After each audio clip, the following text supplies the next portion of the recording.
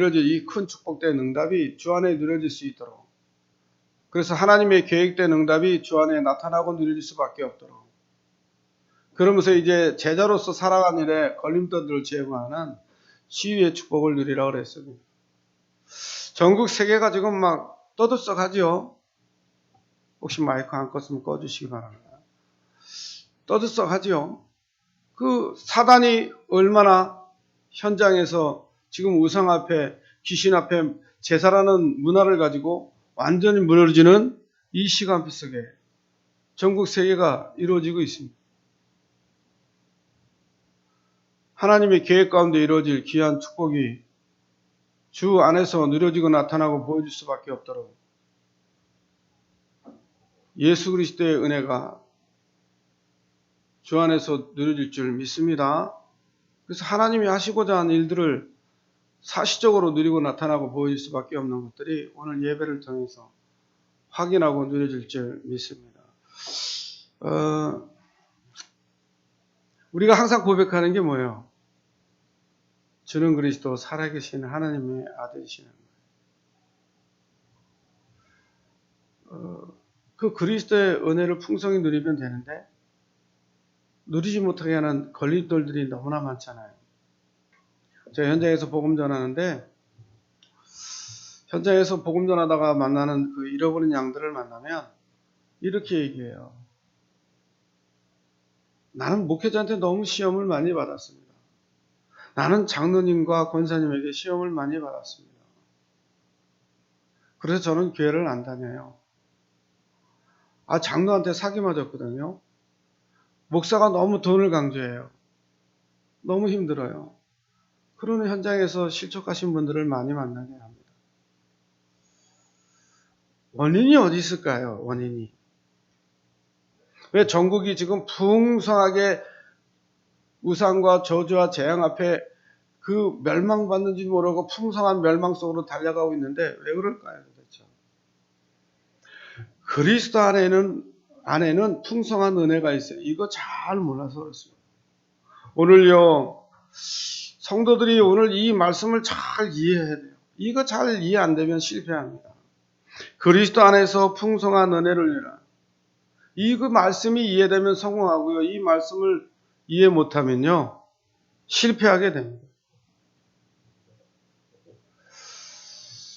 오늘 정말 예배 성공하기를 주님의 이름으로 축원드립니다. 할렐루야. 자, 교회 안에는 왜 그러냐?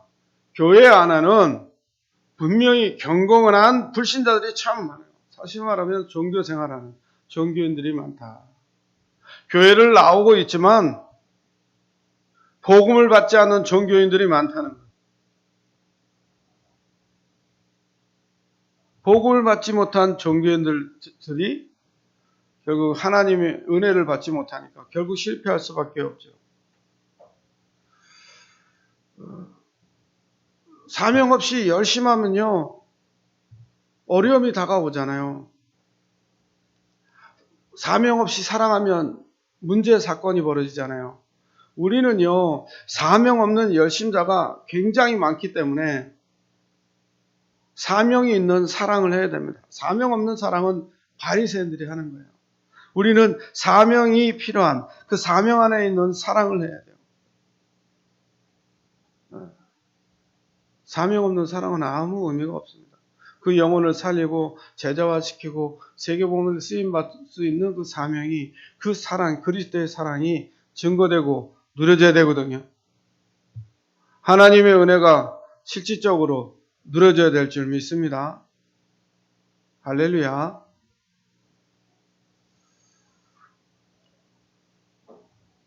그뿐만 아니죠. 기도하는데 염려가 너무 많아요. 왜 이렇게 기도하면서 염려를 할까요? 많은 성도님들이. 종교인들은요, 문제를 만나면 염려를 합니다. 신앙인들은요, 그렇지 않아요. 신앙인들은 염려가 오면요, 은혜를 더 강조하고 예수 그리스도를 붙잡아요. 종교 생활하면요, 염려가 오면요, 정말 더 어려움과 고난 가운데로 들어갈 수밖에 없도록 그것 때문에 그 염려 속에 빠져서 무기력증도 오고 우울증도 오고 그것 때문에 불면증에 시달리고 그것 때문에 신앙생활을 실패하시는 분들이 참 많아요. 오늘 정말 하나님의 은혜를 누려야 될 줄 믿습니다. 하나님의 은혜를 진정으로 누리셔야 돼요. 성경에는 365번이나 염려하지 말라 그랬습니다. 왜? 매일 염려거리가 있기 때문에 염려하지 말라 그래요. 애굽의 벽돌 만들다가 고난당하니까요. 그들이 원망하고 불평하고 염려했어요. 애굽 사람들이. 그건 사실 원망할 일이 아니라 감사할 일이잖아요. 그러니까 그 염려와 그 감사 없는 신앙생활, 은혜가 없는 신앙생활을 정말 불신자같이 종교생활을 하다 보니까 출애굽 위에 그들이 애굽을 출애굽해서 기쁨도 잠시요. 홍해 앞에 원망하고 불평하고 염려하죠. 광야에서 원망하고 불평하고 염려하죠. 참 그것을 달고 살아요. 그 애굽에는 뭐 물론 그 애굽의 군대들이 계속 몰려오고 앞에는 홍해가 갈려있으니 얼마나 염려거리가 되겠어요. 그러나 그리스도의 은혜 가운데 있는 사람은 이렇게 얘기합니다. 어느 날 가만히 서서 여호와께서 하시는 말씀을 보라. 근데 그리스도의 은혜가 없고 종교생활하고 불신자 상태에 빠져있는 사람들은 원망하고 불평하고 다시 애굽으로 돌아가야 되겠다. 과거로 돌아가겠다. 이런 얘기를 합니다. 참 희한하죠. 이 그리스도의 은혜를 못 누린 사람들은요. 참 아람 군대가 쳐들어왔을 때도 그리고 히스기야 임금 때는 아수르 군대가 쳐들어왔어요. 그런데 모두 그런 염려와 불신앙 속이기 때문에 실패했잖아. 그러나 그리스도의 은혜를 잡을 때 그 아람 군대에서 승리하고 아수르 군대에서 승리하는 하나님의 능한 축복을 누리게 됩니다. 우리가 그리스도의 풍성한 은혜를 누리기 위해서는 정말 오늘 본문의 세 가지를 잘 붙잡고 풍성한 은혜를 누려야 돼요. 오늘 로마서 6장과 시편 37편과 데살로니가전서 정말 5장을 통해서 오늘 세 가지 부분을 누려야 될 줄 믿습니다. 그래서 우리 왜 종교생활하는 사람, 신앙생활하면 그분을 자꾸 얘기하느냐? 종교생활의 응답은요, 실패하는 응답이에요. 신앙생활의 응답은 성공하는 응답입니다. 그런데 왜 기도해도 응답이 안 올까요? 왜 기도하는데 응답이 안 올까요? 그건 틀림없이 종교생활하고 있기 때문입니다. 반드시 기도하면 응답받아야 되는데 왜 응답이 없습니까? 그러면 나는 그리스도 은혜를 지금 풍성히 누리고 있는가 점검해. 종교생활하면요 5년 믿든 10년 믿든 신앙생활이 잘하지 않습니다. 뭐가 안 잘한다고요? 신앙생활이 잘하지 않습니다. 종교생활하면 뭐가 잘하지 않아요? 영적 성장이 멈추기 때문에 신앙생활이 자라나지 않아요. 그래서 우리는 날마다 그 예수님의 십자가 그 바라볼 때 어마어마한 은혜를 바라보고 누릴 때 그때 새로운 시작과 도전의 시간표가 열리는 거예요. 그 날마다 우리는 이렇게 고백하는 거예요. 그래서 저는 그리스도 살아계신 하나님의 아들이시라고 고백합니다. 우리는 기억해야 돼요. 십자가의 도가 얼마나 우리에게 축복인지. 멸망받는 자에게는 미련한 거지만 구원받는 우리에게는 능력이라고 그랬어요. 근데 종교생활하는 사람은요 미련하게 생각합니다. 구원받은 우리 진짜 신앙생활하는 사람에게는 능력을 붙였습니다. 예수님이 십자가 못 박혔다는 것은 우리의 모든 죄와 저주와 재앙과 사단의 세력에서 완전히 우리를 해방시키기 위해서 완전히 죽으시고 완전히 부활하셨다는 거예요. 마태복음 8장에 보니까 모든 질병까지 십자가에 못 박았다 그랬어요.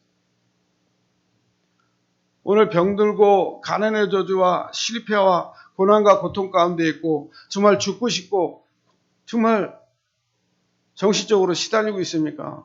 그 문제까지도 전부 예수님께서 십자가에 못 박았다는 사실을 믿으셔야 됩니다. 그리고 그 문제는 내가 십자가에 못 박혀 죽었을 때 다 끝냈다. 예수님께서 우리를 위하여 십자가에 죽으셨다는 거냐? 우리와 연합하기 위해서.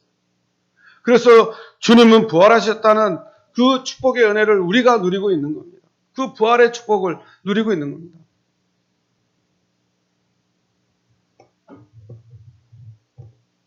그래서 내가 그 부활의 축복을 누리는 길이 예수 그리스도를 영접해서 사단의 손에서 하나님 떠난 문제에서 죄에서 벗어나는 거예요.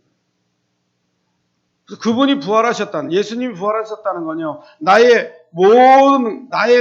가지고 있던 모든 것들이 회복됐다는 거예요. 부활을 했다는 거예요. 하나님의 형상, 하나님의 생기, 에덴의 축복이 회복됐다는 거예요. 왜냐? 보호자의 능력과 시공간을 초월함으로, 보호자의 축복으로 237 빛으로 우리 안에 임하셨기 때문에. 그래서 정말 그분이 부활했다는 건 내 인생의 모든 것을 완전히 끝내버리셨다는 거예요. 믿으시면 아멘 하시기 바랍니다. 참 이 목사는요, 아까도 염려 얘기했지만 참 이 염려할 때가 참 많아요. 성도님들이 안 나오면 왜 안 나올까? 혹시 무슨 일은 없을까? 걱정이 없어요. 기도하고도 걱정한다니까. 기도하면서도 걱정한다니까. 참, 이 목사가 그리스도의 풍성한 은혜를 누리면 다 되는데, 참, 하나님의 은혜를 더 누려야 되는데, 하나님의 은혜 속에 그 영혼에 대한 사랑 때문에 그런 염려가 나오는 것 같아요. 염려 아닌 염려죠. 그죠? 걱정 아닌 걱정이죠. 그래서 정말 그리스도의 은혜가 없으면 목사도 힘들어요. 우리 중직자 산업인들, 우리 성도님들을 얼마나 삶과 생활 가운데서 어렵겠습니까? 한 주간 많은 사람들 만나서 얼마나 고통 가운데 있다가 옵니까? 상사의 눈치도 봐야죠. 또 기업을 하시는 분, 장사라는 사람들은 상대방의 그 존중해야지, 섬겨줘야죠. 또 손님을 맞이할 때 다 낮은 자세로 그들의 불평과 불망을 다 들어줘야 되죠. 얼마나 힘들겠어요. 그리고 주일날 1시간 예배를 드리기 위해서 그 나온다는 사실이 참 기적입니다. 한 주간 열심히 일해가지고 또 토요일 저녁에는 또 그만이 있습니까? 이 신앙 속에서 은혜를 누리지 못하면요, 풍성하게 뭘 누려요? 음주를 누려요. 술을 누려요. 그래서 어떻게 됩니까? 주일 아침에 오면 정말 헤맬 수밖에 없는 영적 상태가 다운돼서 나와요. 지난주 말씀드렸죠. 저 중국에는 2박 3일 예배 1시간을 위해서 달려온다고. 눈이 초롱초롱해서 그 1시간의 말씀을 받고 2시간, 3시간의 말씀을 받고 가면서 또 은혜 받고 갑니다. 응답을 다 받고 갈 수밖에 없어요. 문둥병에 걸린 영혼은요, 대제사장이 그들을 치유하는 날 1년을 기다립니다. 그러니 얼마나 은혜를 받겠어요. 그리스도 안에서의 은혜는 풍성한 은혜를 누려서 이미 만나기만 해도 치유받을 수밖에 없습니다. 이게 예배라고 그랬어요. 여러분, 이런 예배를 드리기를 주님의 이름으로 축원드립니다. 왜 연합해야 되냐? 그리스도 안에서 풍성한 은혜를 누리라고 말씀하셨기 때문에 그걸 우리가 누려야 돼요. 오늘 로마서 6장 1절에서 14절의 말씀을 보니까 그리스도인이 되었을 때 일어난 여러 가지 일들이 있습니다. 우리를 복음을 전하는 사도로 부르셨어요. 로마서 6장 4절에 보니까 그러므로 우리가 그의 죽으심에 합하여 세례를 받음으로 그와 함께 장사되었나니 이는 아버지의 영광으로 말미암아 그리스도를 죽은 자 가운데서 살리신과 같이 우리 또한 새 생명 가운데서 행하게 하려 함이라. 이 행하게 하는, 새 생명 가운데 행하는 게 뭐예요? 우리를 사도로 불러서 이 복음 전하기 위해서 불렀다. 그러면 풍성한 은혜를 누릴 근거가 됐습니까? 오늘 본문을 읽었죠. 3절, 5절, 6절에 보니까 3절에 무릇 그리스도 예수와 합하여 세례를 받으면 우리는 그의 죽으심과 합하여 세례를 받은 줄을 알지 못하느냐. 예수님이 죽었는데 우리가 죽은 것이라고 지금 말을 하고 있어요. 여러분, 우리가 예수를 그리스도로 영접해서 하나님 자녀가 됐잖아요. 그럼 그 다음에 성령의 충만한 은혜를 누리는 능력을 체험해야 됩니다. 그 성령 세례가 있고 물 세례가 있죠. 물 세례는 구원을 받느냐 안 받느냐 그 중심이 되지 못해요. 그러나 성령 세례 받아야 구원받습니다. 성령이 내주하셔야 구원받잖아요. 그 물 세례는 우리가 하나님의 자녀라는 구원받았다는 사실에 대한 확증시켜주는 거예요. 그리고 초대교회는요, 예수 영접하고 믿는다면 가서 바로 물 세례를 줬어요. 침례를 했죠. 근데 오늘날에는 침례도 되고 물을 찍어서 발라도 되고 그게 중요하지 않습니다. 성령이 임했냐 안 임했냐가 너무 중요한 거예요. 구원을 받았느냐 안 받았느냐 이게 너무 중요하다 이 말이에요.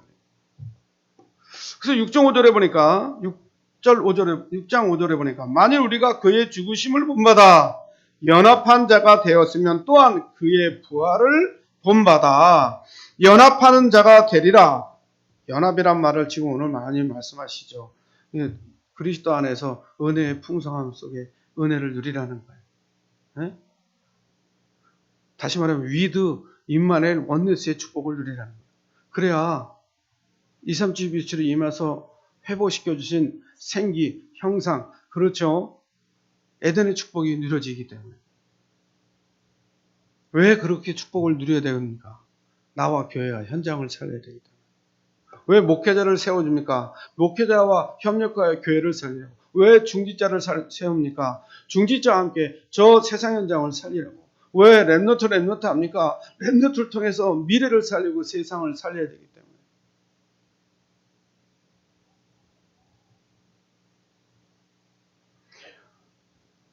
여러분, 여기서 지금 구원받은, 예수 믿고 구원받은 사람이 제일 먼저 깨달아야 될 게 연합이라는 단어래요. 그래서 연합하라는 거예요. 다시 말하면 주님과 함께 연합했다. 우리가 누구와 연합했냐? 주님과 연합했다.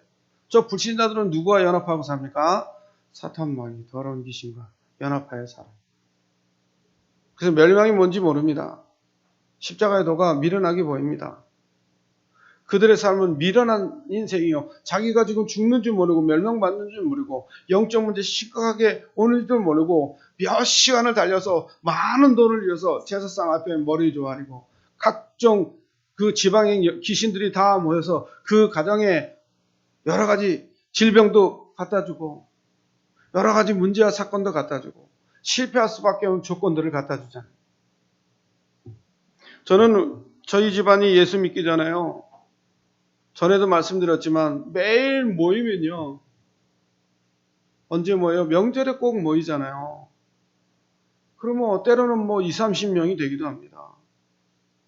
뭐 작아요. 한 5, 6명 되죠. 명절에 형제들이 다 모이니까 아버님 형제들이 다 모이고 또 어머님의 그 형제들이 다 모이니까 그럼 모이면요. 참 엄청나게들 드십니다. 음식도 맛있게 드시고 술도 맛있게 드십니다. 그리고 제사 지냅니다. 그리고 마지막에 음복주 마시고요. 서로 그동안에 있었던 그 상처들을 가지고 서로 끄집어내고 저 옛날에 있었던 상처를 끄집어내서 그것 때문에 싸우고 다투고 다시 나눈다 그러고 헤어집니다. 그리고 또 명절이 되면 또 그 잊어버린 듯하고 또 모여서 그걸 다시 끄집어내서 또 싸우고 또 헤어집니다. 이게 반복이에요. 왜냐? 불신자의 연합은 하나님과의 연합이 아니요 그리스도와 연합이 아닙니다. 성령이 함께하는 연합이 아니에요. 그래서 위드 임마누엘 완네스의 축복을 누릴 수가 없어요. 왜? 이간자, 분리자, 대적자 그 사탄이 그들의 삶을 연합하여 주관하고 있기 때문에 그럼 모이면 흩트는 거예요. 싸우는 거예요. 그럴 수밖에 없습니다. 그게 현실이에요. 마태복음 28장 20절에 그래서 하나님은 우리에게 연합하였기 때문에 그리스도의 그 풍성한 은혜 속에 우리와 세상 끝날까지 함께 할 수 있다 그랬어요. 마가복음 3장에는요. 우리와 함께 하기 위해서 연합하게 부르셨다 그랬어요. 그뿐만 아니죠. 너를 연합해 뭘 하려고요? 사람 낚는 업으로. 그래서 뭐 하라고요? 나를 따라오느라 그랬어요. 연합하여. 나를 따라오라. 마태복음 4장 15절. 로마서 6장 6절에 보니까 우리가 알거니와 우리의 옛사람이 예수와 함께 십자가에 못 박힌 것은 제 몸을 멸하여 다시는 우리가 죄의 종로로 타지 아니하려 함이니.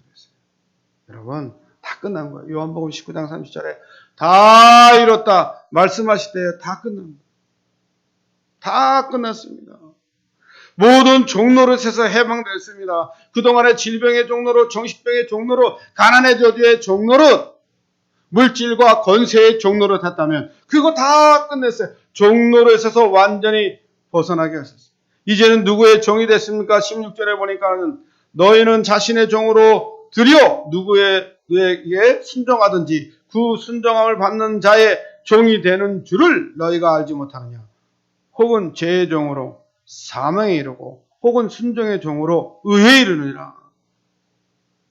죄의 종으로 사탄의 종으로 가면 어떻게 해요? 사망에 이르지만 순종의 종으로 가면 그 하나님의 말씀에 순종하면 의로 의의 삶을 사는 새로운 그 피조물의 재창조 역사가 일어나는 거죠.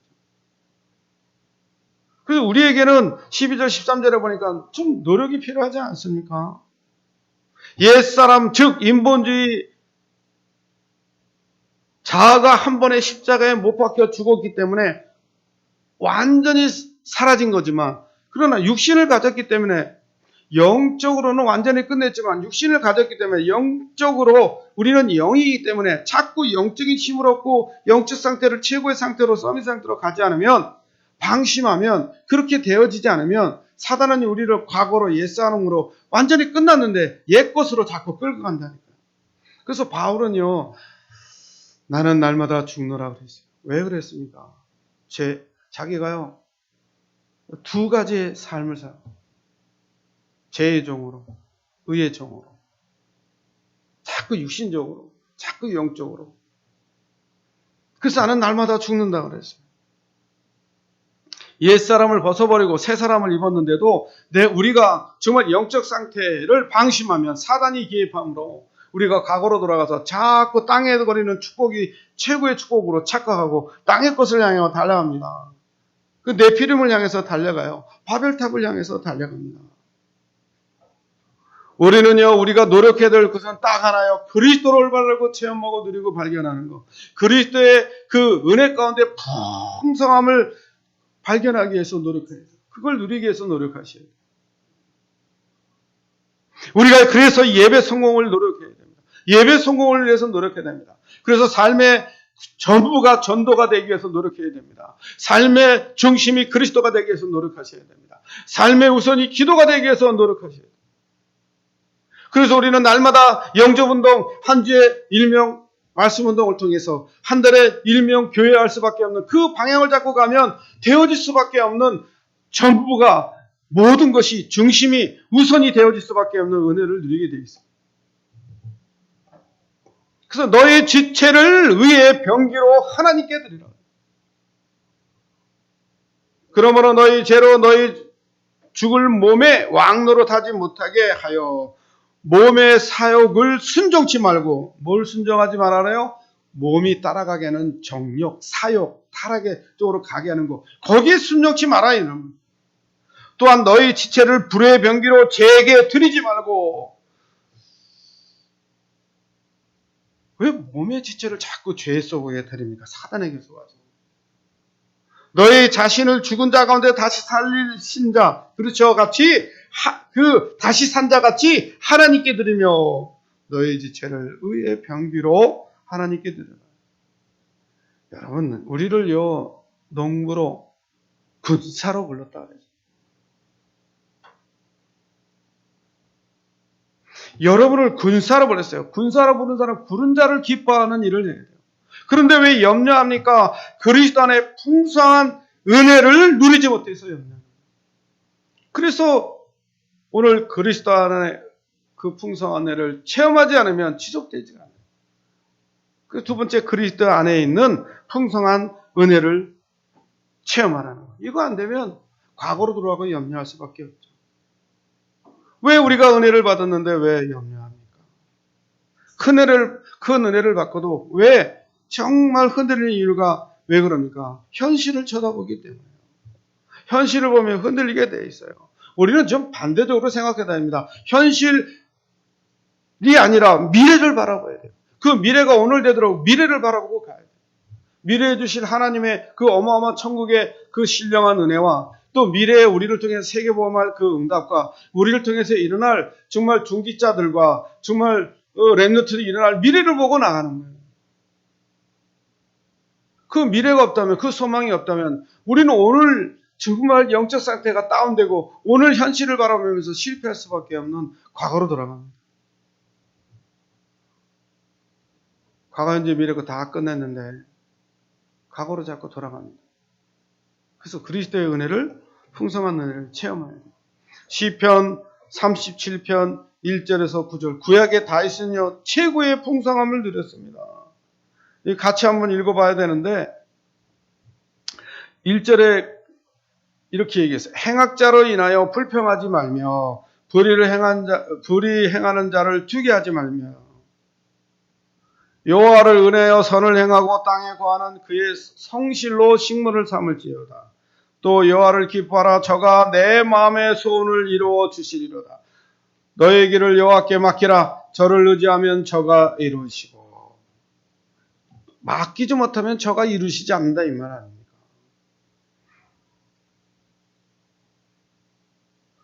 내 의가 빛같이 나타내시면 내 공의를 정오의 빛같이 하시리로다.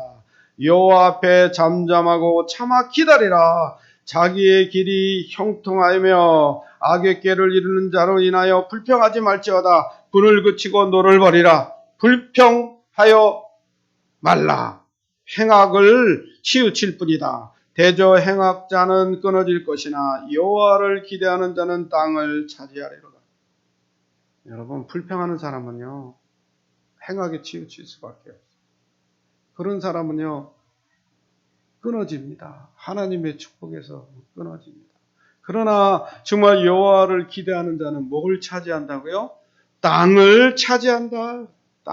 뭘 차지한다고요? 땅을 차지한다. 왜냐? 하나님이 12지파에게 땅을 분배하셨어요. 레위지파 빼고. 여러분, 우리에게 주신 땅이 있다. 우리 장애인은 우리에게 주신 땅이에요. 또 우리가 정복할 세계의 땅은 하나님이 우리에게 주신 땅이에요. 그 땅을 차지하기 위해서 뭐 해야 된다? 의 속에 있어라. 여호와를 기대하는 속에 있어라. 이 말씀을 하시는 거예요. 마귀는요 자꾸 현실을 바라보고 실패하게 만들어요. 그래서 행악자, 불신자가 잘 되는 거 보고 염려하지 말라고 그래요. 신앙의 저주는 뭡니까? 신앙의 적이 있어요. 하나님이 주신 신앙인데 그 적이 있습니까? 적이 뭡니까? 불평이에요. 그 30절 1절에 불평하지 말라고 그래요. 불의를 행하는 자를 투기하지 말라고 그래요. 그 이유가 2절에 나옵니다. 저희는 풀과 같이 속히 뱀을 볼 것이며 푸른 채소같이 세진할 것이미로다. 그들은 없어지기 때문에 그런 거 보고 염려하고 불평하고 그것 때문에 힘들어하지 말라 이 말이에요. 또 주를 바라보는데 우리의 태도가 너무 중요하잖아요. 여호와를 의뢰하고 선을 행하고 땅에 거하여 그의 성실로 식물을 삼을지어다. 여러분, 우리가 여호와를 의뢰해야 돼요. 그 이유가 뭡니까? 4절에 여호와를 기뻐하라. 저가 내 마음의 소원을 이루어 주시리로다. 그 이유는 뭐예요? 그 여호와를 기뻐하고 여호와가 기뻐하는 게 뭐야? 여호와를 의뢰하고 그 선을 행하는 거잖아요. 그게 기뻐하는 거잖아요. 그렇게 하는 것이 왜 그렇습니까? 왜 그렇게 하라 그럽니까? 내 마음의 소원을 이루어 주시기 때문에. 여러분, 진짜 우리가 예배 성공하면 손해가는 게 없어요. 하나님이 하지 말라는 거 하지 않고 하라는 거 하면 손해가는 게 없습니다. 사단은 근데 하라는 거 하지 못하게 하고요. 하지 말 것을 하게 만들어요. 그게 사단의 전략이에요.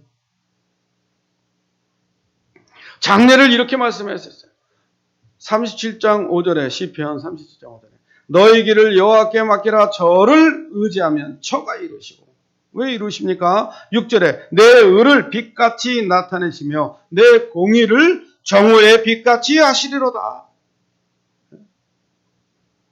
정오의 빛이 뭐예요? 모든 걸 살리는 빛 아닙니까? 어둠이 물러가는 빛 아닙니까? 시편 37장 7절에 보니까 7절에서 9절을 보니까 행악자에 대한 그 어떻게 우리가 해야 되냐? 그럼 행악자를 악한 자를 만났을 때 어떻게 해야 되냐? 하나님이 이렇게 말씀하시는 거예요. 7절에 여호와 앞에서 잠잠하라. 말하지 말라는 거예요. 기다리라는 거예요. 원수들이 많잖아요. 그들을 만났을 때 그들에게 원수를 갚으려 하지 말고 잠잠하라는 거예요. 기다리라. 자기같이 기다리라. 자기같이 형통하며 악한 꾀를 이루는 자를 인하여 불평하지 말라. 저런 사람을 불평할 것도 없다. 분을 그치고 노를 버리라. 불평하지 말라. 행하게 치우칠 뿐이니까 그런 일 행하지 마라.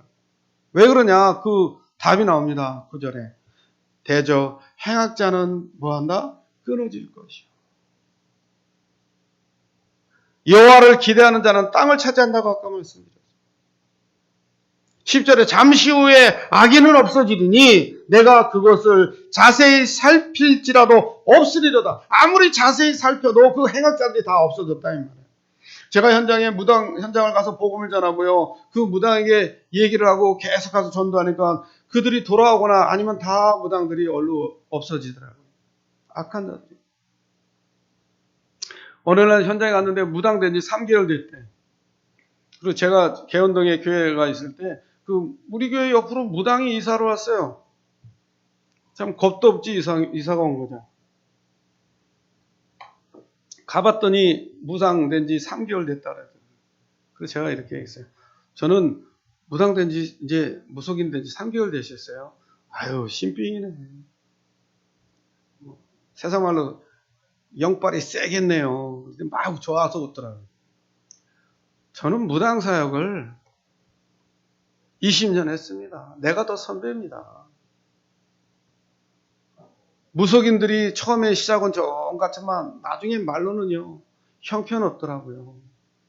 가정 무너지죠. 자식과 떨어져 살아야 되죠. 남편과 이혼해야 되죠. 남편 자주 바뀌죠.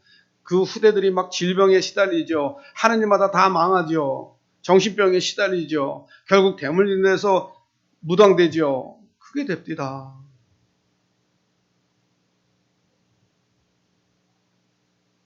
그 3개월 된 무당한테 가서 그렇게 얘기했어요. 나는 옆에 교회 목사다. 계속 오겠다. 그런데요.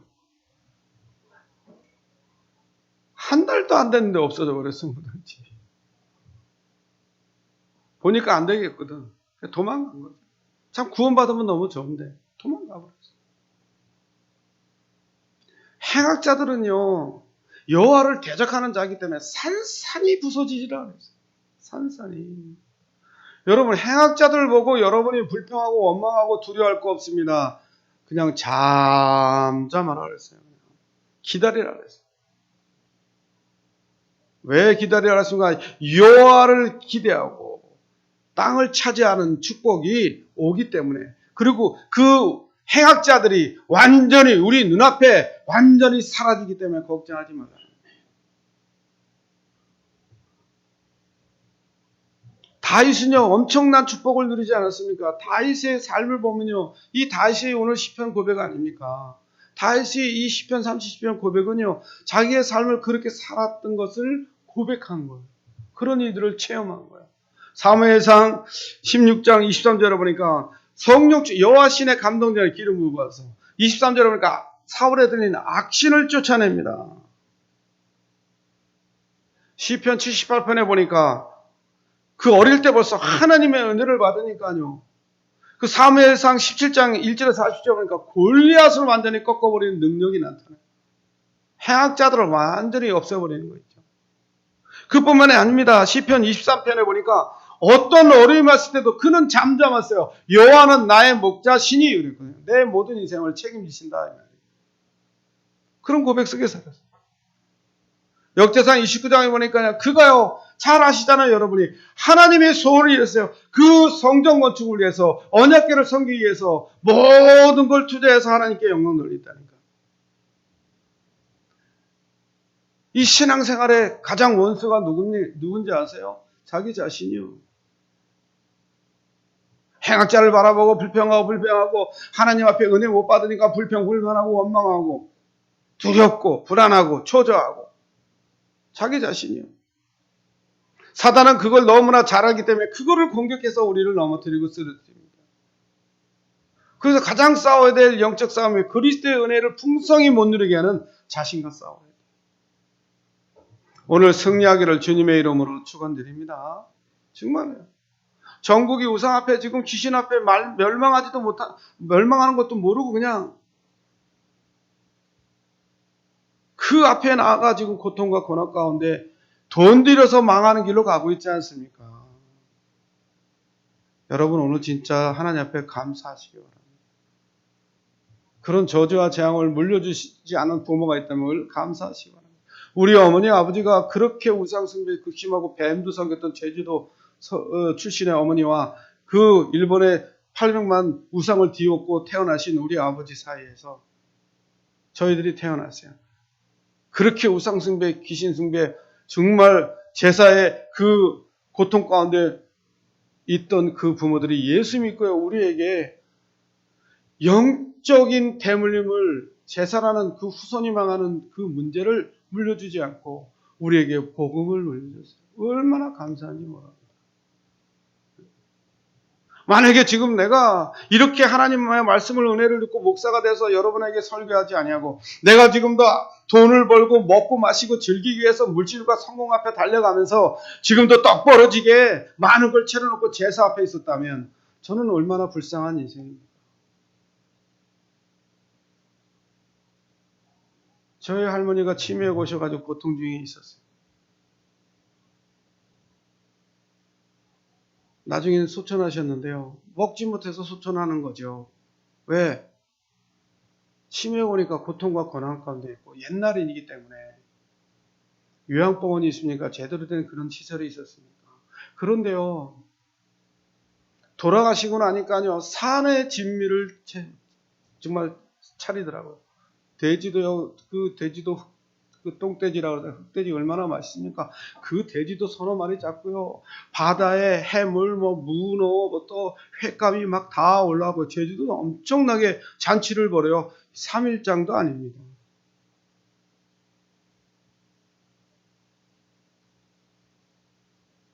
아니 살아계실 때는 정말 굶어 죽을 수밖에 없도록 빵이나 던져주고 그랬는데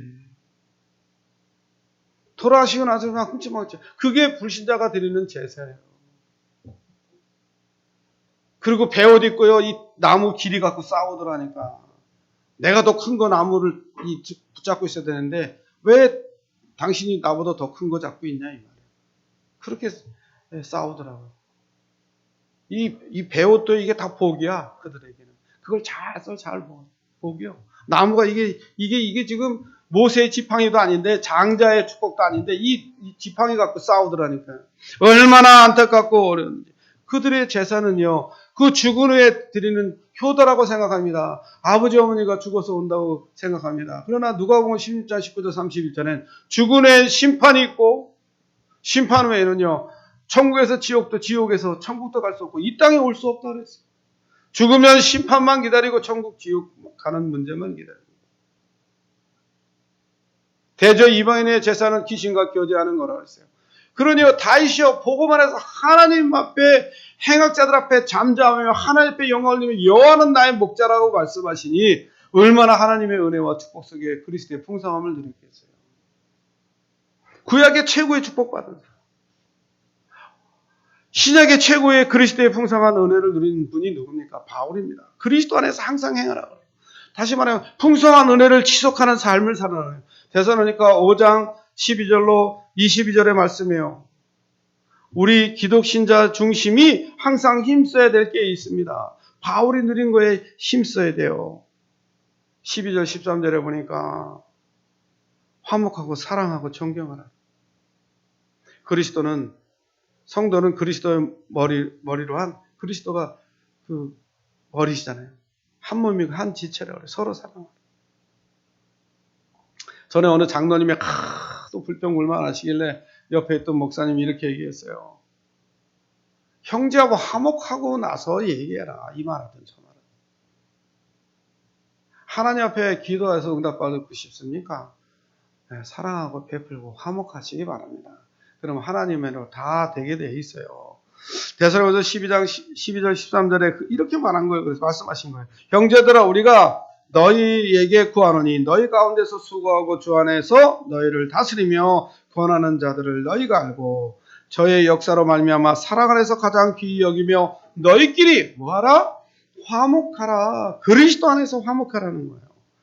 그러면서 16절에 기쁨이라. 항상 기뻐하라. 70인대들을 파송하고 나서 기뻐하고는 그들에게 뭐라 그러니까 너희 이름이 생명책에 기록된 걸로 기뻐하라. 뭘로 기뻐합니까? 우리는 잘 먹고 잘 사는 거, 뭔가 성공하는 거, 이런 거, 되어진 거, 이런 거 하고 기뻐해요. 그런데 주님은 뭐라 그러니까 구원받은 거로 감사해요. 그래야 모든 것에 감사가 나오니까. 그러면서 항상 기뻐하라는 거예요. 왜 기뻐할 일이 있습니까? 있어야 기뻐하죠. 그러나 그리스도 한 분으로 기뻐하라 이 말이에요. 그러면 놀라운 역사가 일어나요. 병이 낫는 거 보고 기뻐하지 말고 귀신이 굴복하는 거 기뻐하지 말고 너의 이름이 하늘의 생명책에 기록된 거로 기뻐하라고. 그래서 그 기뻐함이 지속되기 위해서 뭐라 합니까? 쉬지 말고 뭐하라? 기도하라. 쉬지 말고 기도하라. 그리고 감사하래요. 그냥 감사가 아니야. 범사에 감사하라. 이게 하나님의 뜻이라고 했어요. 그래서 항상 기뻐하고 쉬지 말고 기도하고 범사에 감사합니다. 한 주간 하나님이 정말 우리에게 주신 축복 가지고 감사하시기 바랍니다. 여러분이 한 주간 정말 삶과 생활 가운데 체험하고 누려야 될 게 뭡니까? 그리스도 안에 있는 풍성함입니다. 그 은혜를 누리고 기도하고 응답받아요. 그러면 샘솟는 힘이 생깁니다. 그러면 기뻐할 수밖에 없고 감사할 수밖에 없는 육신의 힘도 얻게 됩니다. 하나님이 주시는 은혜, 그렇죠? 그 은혜로 건강도 지킬 수 있어요.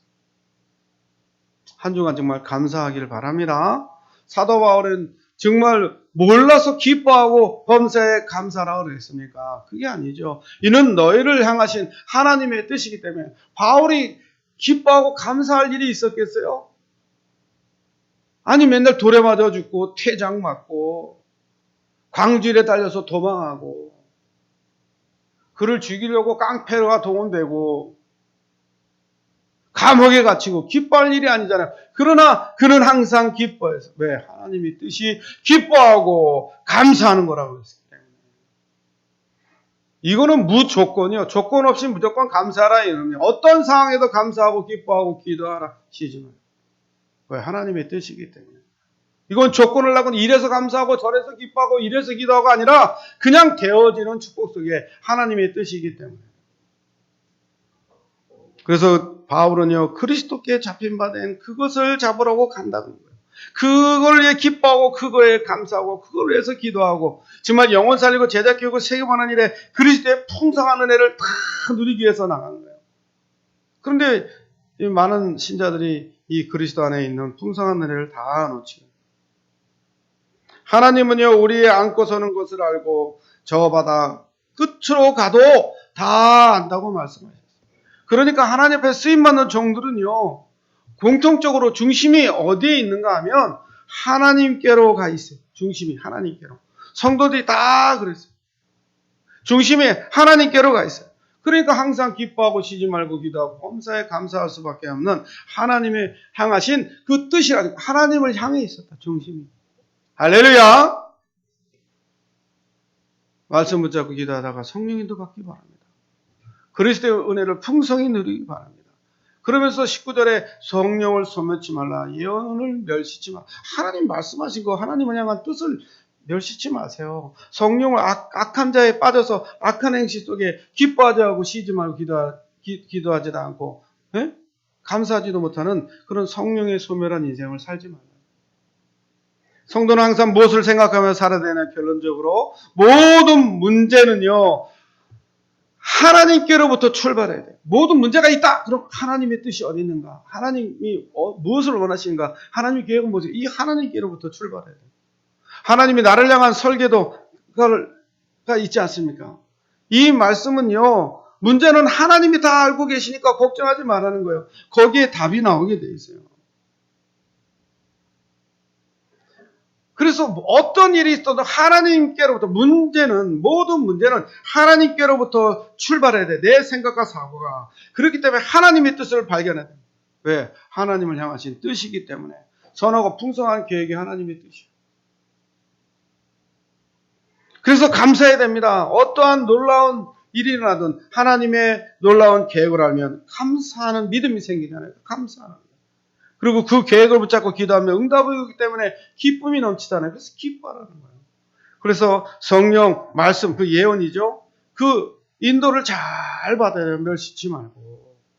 그러면요, 삶에서 그 은혜가 풍성한 기쁨의 표현의 방법이 정말 신령한 찬송, 찬양이 넘쳐납니다.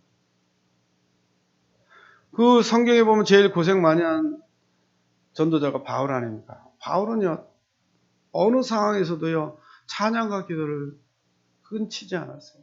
항상 찬양했어요. 바울이 실러 감옥에 갇혔을 때요, 퇴장도 맞았는데 불구하고 찬양했어요.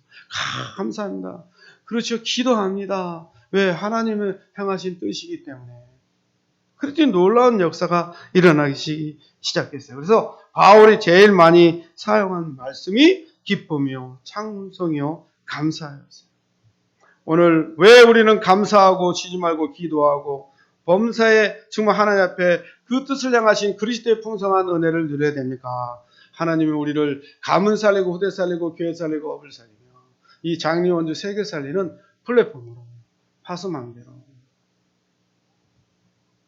그리고 안테나로 세우시고 부르셨기 때문에 그래서 이 축복이 나와 교회와 저 현장 살리고 업을 살리고 세상 살리는 그 축복의 은혜가 그리스도 안에 참된 뭘 누려라?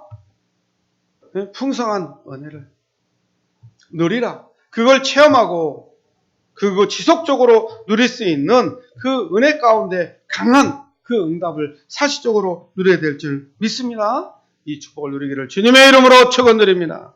살아계신 하나님 감사합니다. 그리스도 안에 풍성한 은혜를 누리라고 말씀하신 하나님. 그것을 체험하고 행하여 지속할 수 있는 응답을 누릴 수 있도록 허락하신 은혜를 찬양합니다.